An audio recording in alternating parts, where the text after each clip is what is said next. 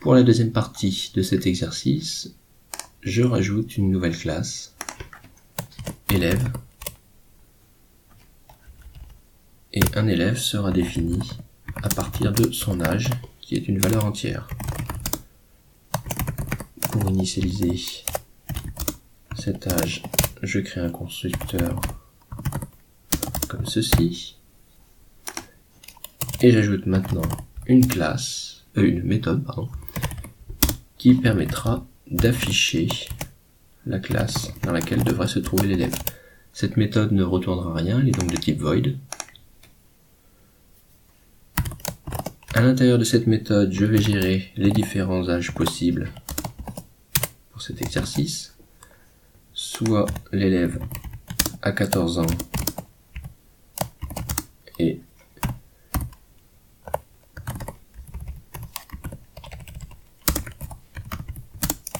il devrait être en troisième,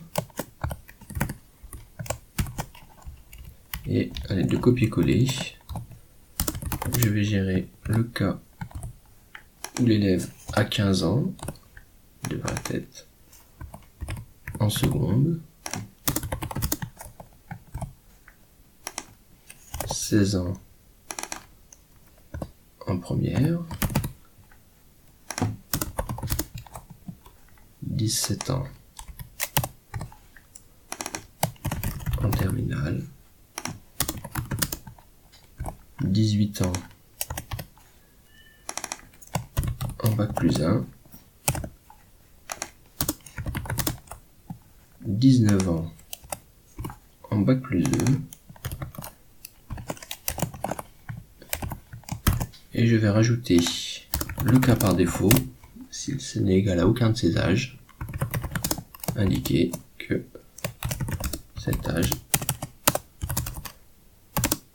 n'est pas supporté.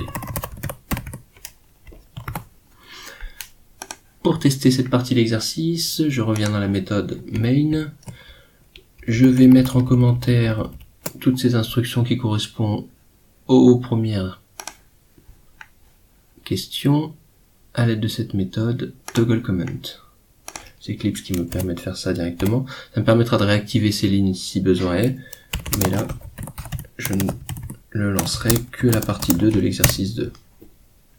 Pour cette partie 2, j'ai besoin de tirer au hasard un âge. Alors cet âge, je peux l'obtenir grâce à math.random. Math.random fonctionne de la manière suivante. Alors j'aimerais pouvoir utiliser l'aide d'Eclipse. Il me dit que c'est une variable de type double, donc à virgule, qui est compris entre 0 et 1.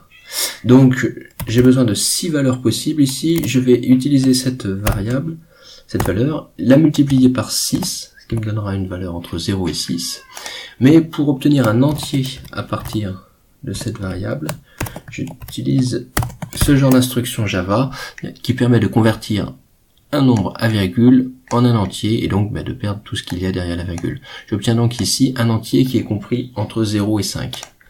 Pour maintenant obtenir une valeur aléatoire entre 14 et 19, il suffit d'ajouter 14 à ce résultat, et âge sera donc compris maintenant entre 14 et 19.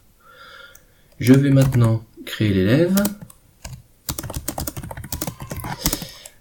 dans lequel j'utilise la variable âge, et pour afficher la classe de l'élève, j'appelle la méthode. On va tester le programme. Alors, le problème pour l'instant, c'est que je n'ai aucune idée de la valeur de l'âge qui va être choisie. Pour ça, donc, je vais rajouter une instruction avant de créer l'élève qui m'indiquera dans la console le résultat de ce tirage au sort. Je lance une première fois le programme. L'âge est de 15 ans. L'élève se trouve en seconde. Je relance le programme. L'âge est de 19 ans. L'élève se trouve en bac plus 2.